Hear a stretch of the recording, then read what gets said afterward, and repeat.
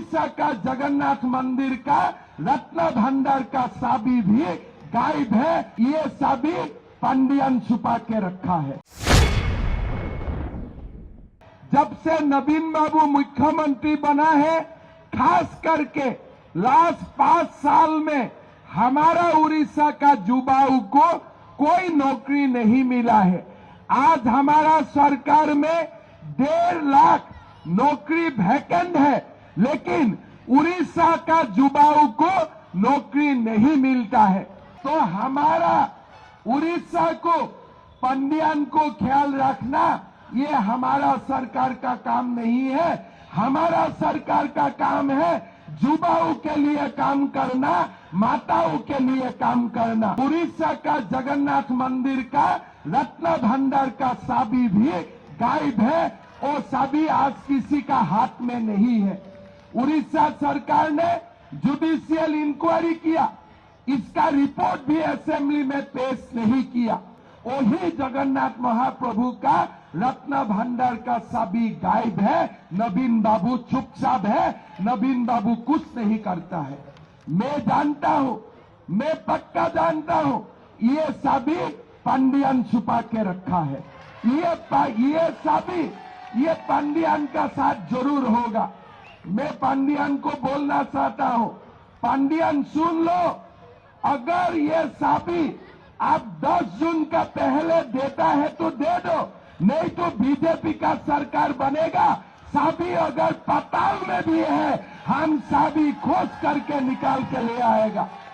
ये चाबी और कोई नहीं है, ये चाबी कहां है पंडियन जानते हैं।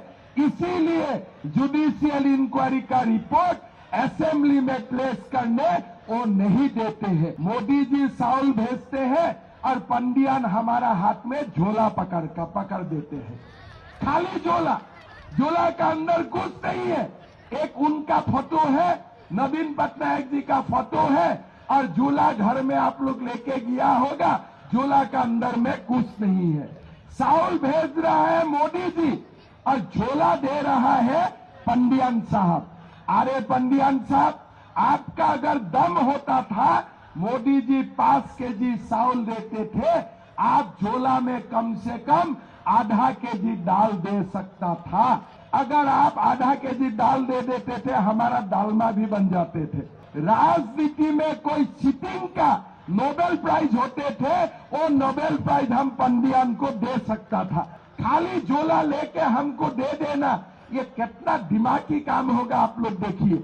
और ऐसा दिमाग को आप अगर उड़ीसा दे देते हैं ना, अगले 5 साल में उड़ीसा को तमिलनाडु में सेल ही कर देगा।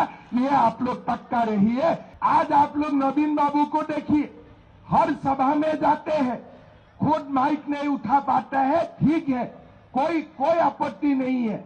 हमारा भी जीवन में ऐसा समय आएगा जब हम माइक उठा नहीं पाऊंगा, लेकिन वो जो माइक है वो पकड़ने के लिए सारे सार्क और उड़िया में कोई नहीं है क्या?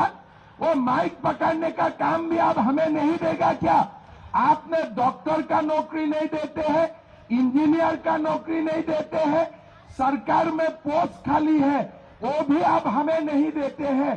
कम से कम माइक पकड़ने का काम तो हमें दे दीजिए। लेकिन वो काम भी आप पंडियन को देके रखा है। अरे क्या क्या नहीं देगा। कोई 5T का चेयरमैन बना दिया।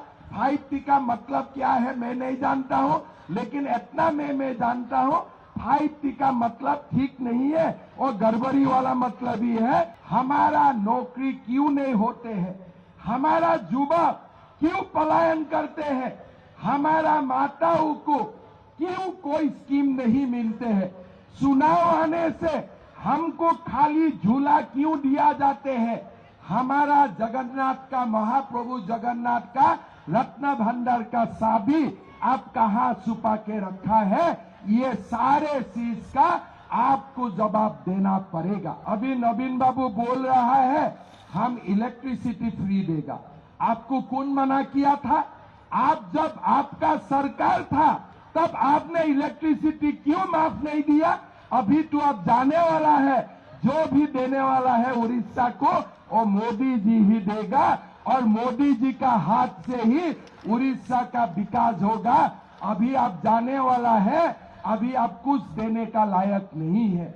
अगर कुछ देने का लायक भी होगा, हमारा विश्वास है आज भी अगर आपका पास कुछ पावर है, वो आपका पास कुछ अधिकार है, आज भी आप कुछ देने वाला लायक है, तो आप हमें नहीं देगा, आप पंडियन को ही देगा।